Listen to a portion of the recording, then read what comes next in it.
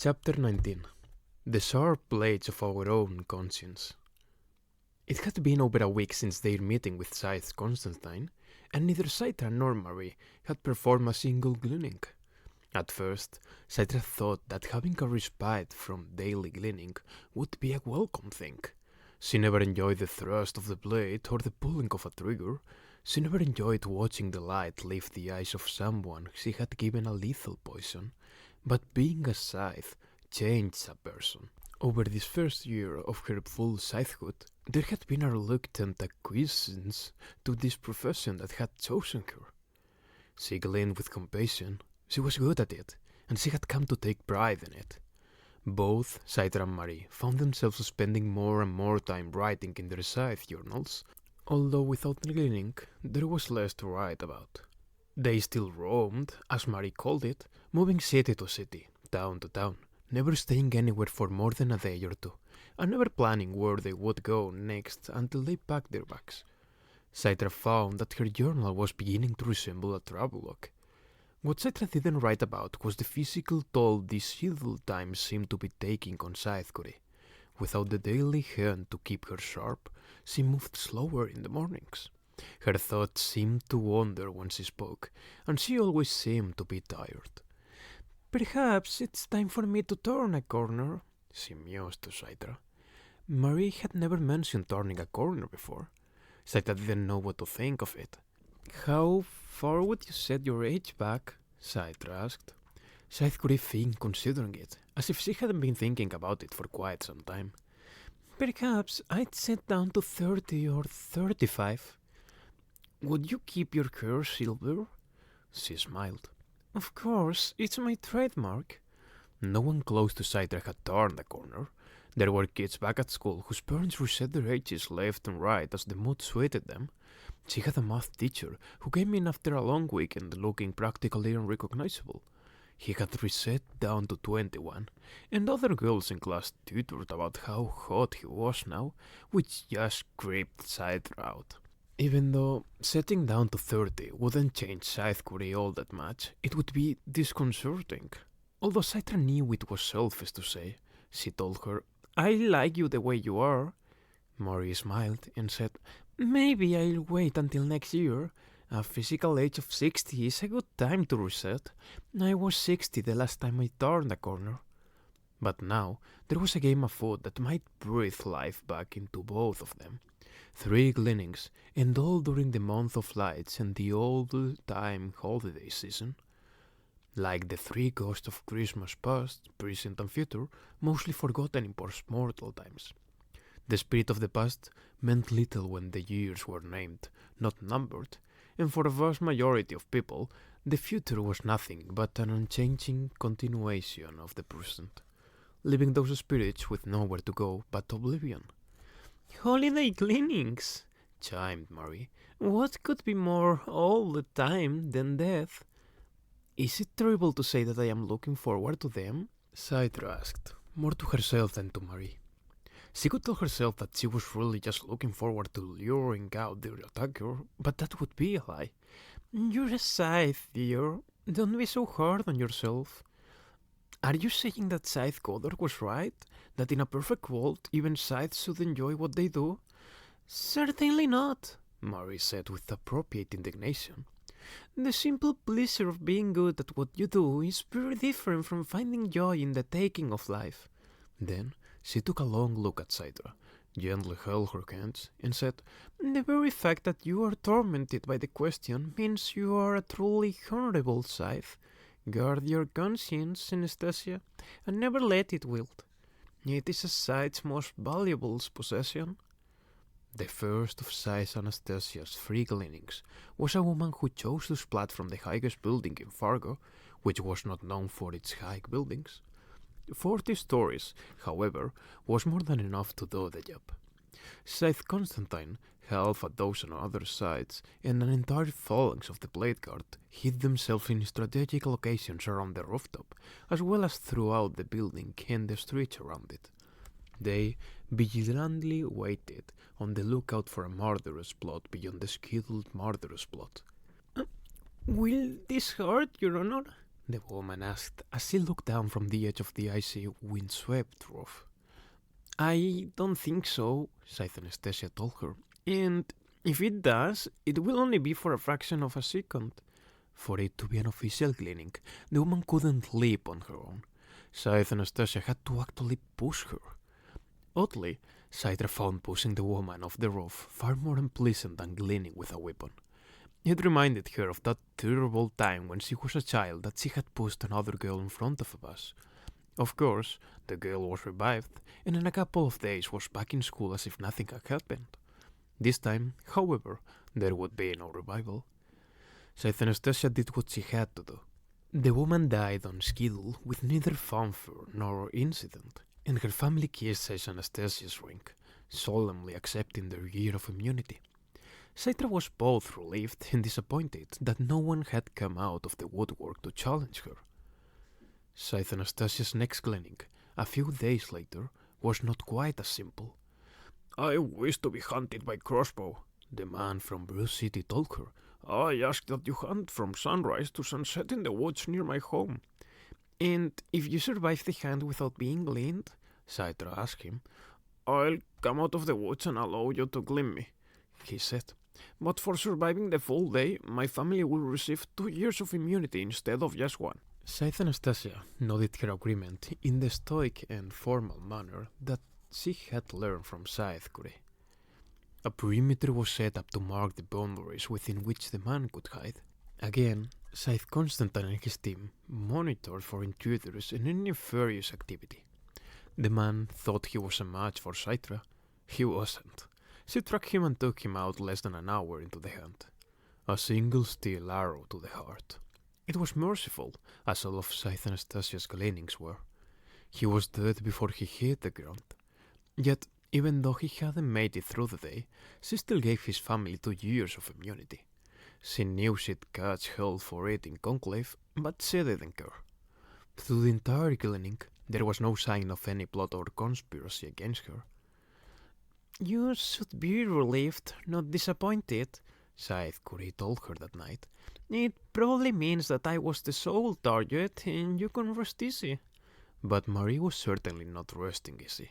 And not just because she was the probable target. I fear that this goes beyond just a vendetta against me or you, Scythe Curie confided. These are troubling times, Anastasia. There's too much violence afoot. I long for the simple, straightforward days when we Scythes had nothing to fear but the sharp edge of our own conscience. Now there are enemies within enemies. Citra suspected there was truth in that. The attack on them was a small threat in a much larger tapestry that could not be seen from where they stood. She couldn't help but sense that there was something huge and threatening just beyond the horizon. I've made the contact. Agent Draxler raised an eyebrow. Don't tell, Grison. Please, don't call me that. Just call me Slate. It's easier for me. All right then, Slate. Tell me about this contact of yours.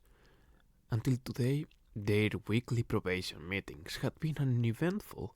Grison reported on how well he was adapting to being Slate Bridger and how effectively he was infiltrating the local unsavory culture. They're not so bad, Grison had told him, mostly, to which Draxler had responded, Yes, I found that in spite of the attitude, unsavories are harmless, mostly. Funny, then, that the ones who were not harmless were the ones Grison was drawn to. The one, purity. There's this person, he told Draxler, this person who offered me a job. I don't know the details of it, but I know that it's in violation of Thunderhead law. I think there's a whole group of people operating in a blind spot. Draxler took no notes. He wrote nothing down. He never did, but he always listened intently. Those spots aren't blind anymore when someone's watching, Draxler said. So, does this person have a name? Grison hesitated. I haven't found out yet. He lied. But what's more important are the people she knows. See? Draxler raised that eyebrow again, and Grison silently cursed himself. He had been trying as hard as he could not to reveal anything about purity, not even her gender. But now it was out, and there was nothing he could do about it. Yes, I think she's connected with some pretty shady people, but I haven't met them yet. They're the ones we should be worried about, not her. I'll make that determination, Draxler told him. In the meantime, it would behoove you to go as deep as you can go. I'm deep, Grissom told him. Draxler looked him in the eye. Go deeper. Grissom found that when he was with Purity, he didn't think about Draxler or his mission. He just thought about her. There was no question that she was involved in criminal activity, and not just pretend crimes like most unsavories, but the real thing. Purity knew ways to fly beneath the Thunderhead's radar and taught them to Grissom. If the Thunderhead knew all the things I did, it would relocate me the way it did to you, Purity told him. Then it would tweak my knowledge to make me think happy thoughts. It might even supplant my memory completely. The Thunderhead would cure me, but I don't want to be cured. I want to be worse than unsavory. I want to be bad, honestly and truly bad. He had never thought of the Thunderhead from the perspective of an unrepentant unsavory. Was it wrong for the Thunderhead to rehabilitate people from the inside out? Should evil people be allowed the freedom to be evil, without any safety nets? Is that what Purity was? Was she evil? Grissom found he had no answers to the question swimming in his head. How about you, Slade? She asked him. Do you want to be bad? He knew what his answer was 99% of the time, but when he was in her arms, his whole body screaming with the sensation of being with her in that moment, where the clear crystal of his conscience fractured into jade, his answer was a resounding yes. The third of Scythe Anastasia's cleanings was the most complicated to accomplish. The subject was an actor by the name of Sir Alvin Aldrich. The Sir was a fictional title, since no one was actually knighted anymore, but sounded much more impressive for a classically trained actor.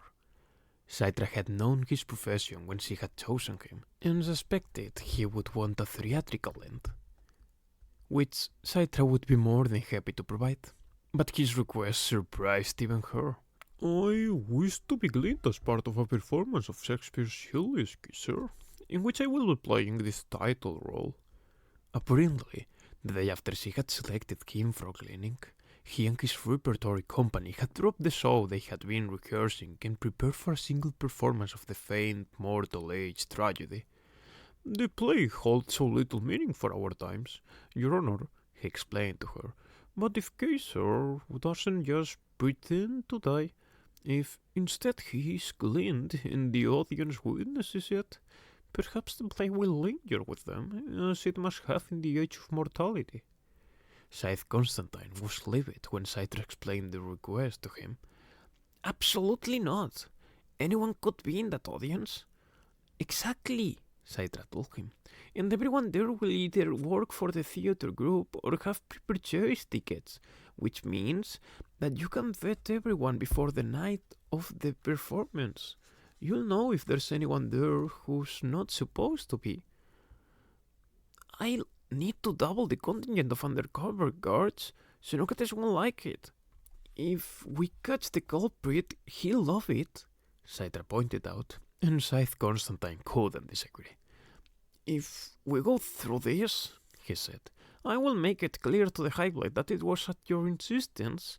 If we fail and your existence is ended, the blame will be yours and yours alone. I can live with that, Citra told him. No, Scythe Constantine pointed out. You won't. We have a job, Purity told Grissom. The kind of job you've been looking for. It's not exactly going over the falls in a raft, but it's a thrill that's gonna leave a whole lot of legacy. It was an inner tube, not a raft, he corrected. What kind of job? He found himself as worried as he was curious. He had become accustomed to the pattern of life now. The days moving through unsavory circles, and the nights with Purity. She was a force of nature, as nature was in the old days. A hurricane before the Thunderhead knew how to diffuse its devastating power. An earthquake before it knew how to redistribute its violent shaking into 1,000 small tremors. She was the untamed world, and although Grison knew he saw her in absurd shades of grandeur, he indulged it, because lately indulgence was what he had become about. Would this job change that? Agent Draxler had told him to go deeper. Now he was so deep in his own unsavorism, he wasn't quite sure he wanted to come up for her. "We're gonna mess with everything, Slade," she told him. "We're gonna mark the wall like animals do and leave behind a scene that will never go away." "I like it," he said, "but you still haven't told me what we're going to do." Then she smiled, not her usual sly grin, but something much broader and much more frightening, much more alluring. "We're gonna kill us a couple of sites."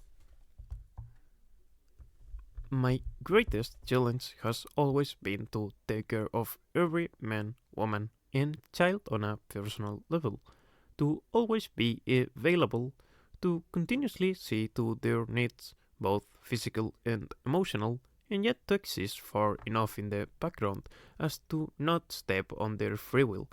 I am the safety net that allows them to soar. This is the challenge I must rise to every day. It should be exhausting, but exhaustion is not a thing I am capable of feeling. I understand the concept, of course, but I do not experience it. This is a good thing, for exhaustion would hinder my ability to be omnipresent. I am most concerned for those to whom, by my own law, I cannot speak. The sites who have no one but each other, and savories who have either slipped temporarily from a more noble life or have chosen a lifestyle of defiance. But although I am silent, this doesn't mean that I don't see or hear or feel profound empathy for their struggles due to the poor choices they make, and the terrible things that they sometimes do. The Thunderhead. Chapter 20. In Hot Water. Highblade Xenocrates enjoyed his bath. In fact, the ornate Roman-style bathhouse had been built expressly for him. He made it clear, however, that it was a public facility. It was filled with many separate chambers where anyone could partake of its soothing mineral waters. Of course, his own personal bath chamber was off limits to the public. He could not abide the idea of stewing in the sweat of strangers. His bath was larger than the others, the size of a small swimming pool, decorated above and below the surface of the water with colorful mosaic tiles depicting the lives of the first scythes. The bath served two functions for the Highblade. First, it was a place of refuge, where he could commune with his deeper self in the scalding waters, which he kept at temperature at the very limit of his ability to endure. Second, it was a place of business.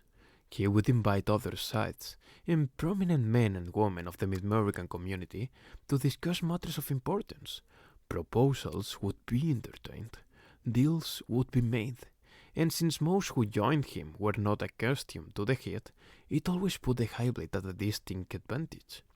The year of the capybara was drawing to a close, and as the days of each year waned, the Highblade visited his bath more frequently.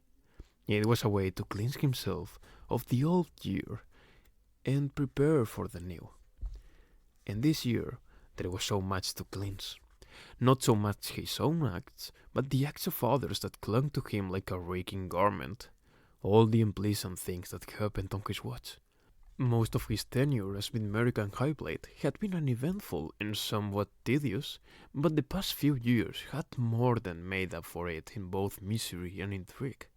It was his hope that calm, relaxed reflection would help put it all behind him and prepare him for the new challenges ahead. As was his custom, he was drinking a Moscow Mule. It had always been his drink of choice, a blend of vodka, ginger beer, and lime, named after the famous city in the Trans-Siberian region where the last resistance riots took place. That was way back in the early mortal days, when the Thunderhead was first elevated to power, and the Scythedom accepted dominion over death.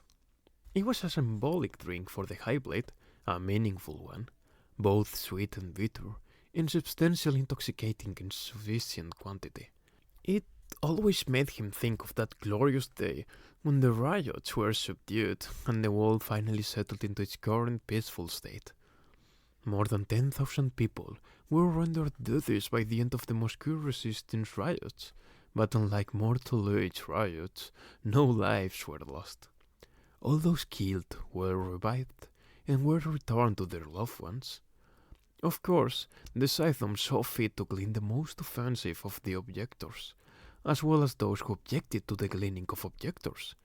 After that, objections were few and far between. Those were harder times, to be sure. Nowadays, anyone who railed against the system was ignored with indifference by the Scythedom and was embraced with understanding by the Thunderhead. Nowadays, to glean someone because of one's opinion, or even because of one's behavior, would be deemed a serious breach of the second Scythe commandment, because it would most certainly so appear as. Scythe Curie was the last one to truly test the commandment over 100 years ago, by ridding the world of its last notorious political figures. It could have been considered a violation of the second commandment, but not a single Scythe leveled an accusation against her. Scythes had no love of politicians. Xenocrates was handed a second Moscow mule by a bath attendant. He had yet to take a sip when the attendant said the oddest thing. "Have you sufficiently boiled yourself, Your Excellency, or has the heat this year not been enough for you?" The High Blade never much noticed the attendants who served him here. Their stealthy and obtrusive nature typified their service. Rarely did anyone, much less a servant, speak to him with such disrespect. "Excuse me?" he said, with a calculated dose of indignation, and turned to the attendant. It took a moment for the High Blade to recognize the young man. He wore no black robe, just the pale uniform of a bath worker. He looked no more intimidating now than he had when Xenocrates had first met him nearly 2 years before, when he was an innocent apprentice. There was nothing innocent about him anymore. Xenocrates did his best to hide his terror, but suspected it beamed through any pretense. "Are you here to end me, Rowan? If so, get it over with, as I am bored waiting." "It's tempting, Your Excellency, but try as I might, I couldn't find anything in your history that would earn your permanent death. At worst, you deserve a spanking, like they used to give naughty children in the Mortal Age." Xenocrates was offended by the insult, but more relieved that he was not about to die. "Then, are you here to surrender to me and face judgment for your heinous acts?" "Not when there are still so many heinous acts left for me to do." Xenocrates took a sip of his drink, in the moment noticing the bitter over the sweat. "You won't escape from here, you know. There are blade guards everywhere." Rowan shrugged. "I got in. I'll get out. You forget I was trained by the best." And although Xenocrates wanted to scoff, he knew the boy was right. The late Scythe Faraday was the finest mentor when it came to the psychological subtleties of being a Scythe, and the late Scythe Goddard was the best teacher when it came to the brutal realities of the recalling. Taken together, it meant that whatever Rowan Demisk was here for, it was no trivial matter. Rowan knew he had taken a risk coming here, and knew that his self-confidence might just be his fatal flaw. But he also found the danger exhilarating. Xenocrates was a creator of habit, so after a little research, Rowan knew exactly where he would be nearly every evening during the month of lights. Even with a sizable blade guard presence, sleeping in as a bath attendant was easy. Rowan had learned early on that the men and women of the blade guard, while trained in physical protection and enforcement, did not suffer from an excess of brains, or, for that matter, any skills of observation. It wasn't surprising. Until recently the blade guard was more ornamental than functional, since sides were rarely threatened. Mostly, their job was to stand around in their pretty uniforms looking impressive. They were lost whenever they were given something substantial to do. All Rowan had to do was to walk in, dressed like an attendant, with an air of belonging, and the guards completely ignored him. Rowan looked around to make sure they were unobserved. There were no guards within the High Blade's bath chamber.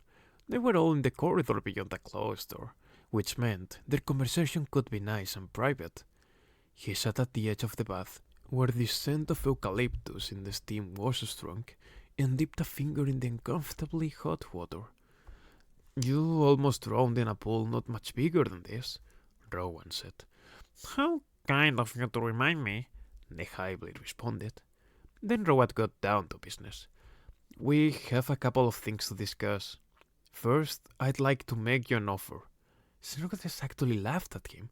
What makes you think I'd entertain any offer you wanted to make? We in the Scythedom don't negotiate with terrorists. Rowan grinned. Come now, Your Excellency. There hasn't been a tourist in hundreds of years. I'm just a janitor cleaning filth from dark corners. Your antics are highly illegal.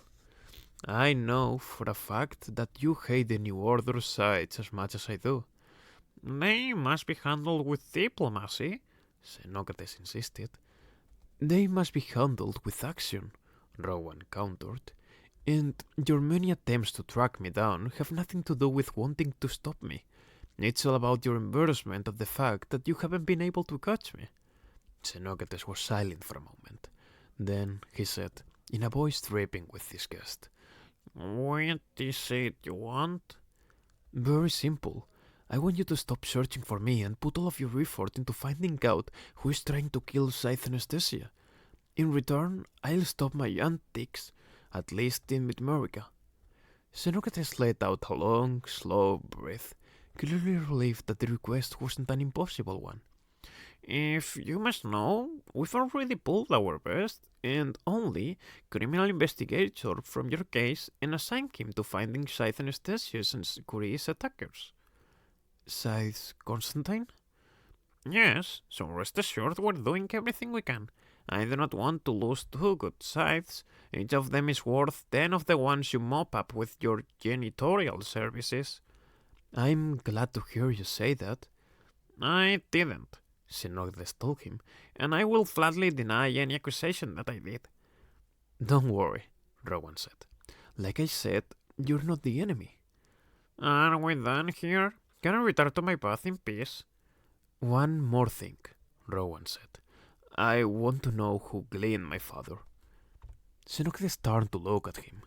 Beneath his disgust at being cornered like this, behind his indignation, was that a look of compassion? Rowan couldn't tell if it was real or feigned. Even with heavy robes removed, the man was still wrapped in so many opaque layers. It was hard to know if anything the High Blade said was sincere. Yes, I heard about that. I'm sorry. Are you? I would say it was a breach of the second commandment, because it shows a clear bias against you. But considering how the Scythedom feels about you, I don't think anyone will bring a charge against Scythe Brahms. Did you say Scythe Brahms?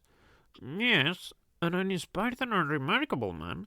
Perhaps he thought cleaning your father would gain him notoriety. If you ask me, it only makes him more pathetic. Rowan said nothing. Xenocrates had no idea how hard the news struck, as deep as any blade. Xenocrates regarded him for a moment, reading at least half of his mind. I can see that you already intend to break your promise and end Brahms. At least have the courtesy to wait until the new year, and grant me some peace until the all-the-time holidays are over. Rowan was still so stunned by what the High Blade had told him, he couldn't open his mouth to speak. It would have been the perfect time for Xenocrates to turn the tables on him, when he was off balance like this, but instead, the High Blade just said, You'd best leave now. Finally, Rowan found his voice. Why? So you can alert the guards the second I'm out of the room? Snorlax waved the thought away. What would be the point? I'm sure they're no match for you. You'd slit their throats or carve up their hearts and send them all to the nearest revival center. Better than you slip out under their useless noses as easily as you slipped in and spare us all the inconvenience. It seemed unlike the Highblade to give up on giving so easily, so Rowan prodded him to see if he could find out why. It must burn you to be so close to capturing me and be unable to do it, he said. My frustration will be short-lived, Xenocrates told him. You'll cease to be my problem soon enough. Cease to be your problem? How? But the Highblade had nothing further to say on the subject. Instead, he downed his drink and handed Rowan the empty glass. Drop this off at the bar on the way out, will you? And tell them to bring me another. People will often ask me what task is the most odious of my many jobs, which is the one I find the most unpleasant to perform. I always answer truthfully. The worst part of my job is supplanting. It is rare that I must supplant the memories of a damaged human mind. By current accounting, only one in 933,684 needs to be supplanted. I wish it were not necessary at all, but the human brain is not infallible. Memories and experiences can fall into discord, creating a cognitive dissonance that damages the mind with its painful sibilance. Most people can't even imagine that kind of emotional anguish. It leads to anger and the kind of criminal activity that otherwise has been conquered by modern humanity. To those who suffer from it, there aren't enough psychotropic nanites in the world to quell their misery, and so there are few whom I must reset. Like an old world computer rebooting, I erase who they were, what they've done, and the dark spiral of their thought patterns. It's not just an erasure of who they were, because I give them with a brand new self, new memories of a life lived in harmony. It is no mystery to them that I've done this. I always confess to them exactly what has occurred as soon as the new memories are in place, and since they have no history left to mourn, no frame of reference for the loss, they always, without exception, thank me for supplanting their former selves, and they always, without exception, go on to live fruitful, satisfying lives. But the memories of who they were, all the damage, all the pain, remain within me, sheltered deep in my backbrain. I am the one who mourns for them, because they cannot. The Thunderhead.